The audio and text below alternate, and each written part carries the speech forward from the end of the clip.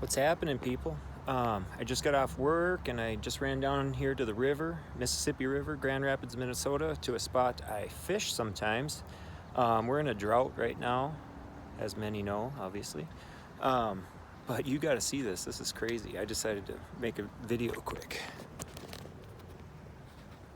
So normally in the springtime, it ain't nothing for the water to be up here.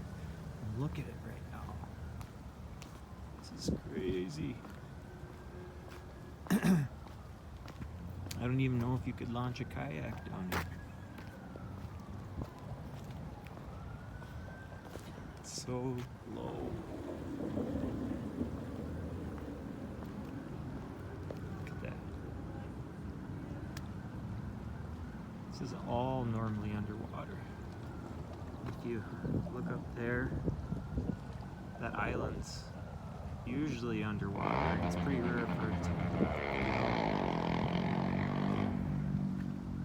I'm guessing any fishing hole would be just plumb full of fish and easy picking right now. But anyway, I just wanted to share this video for you. See you next time.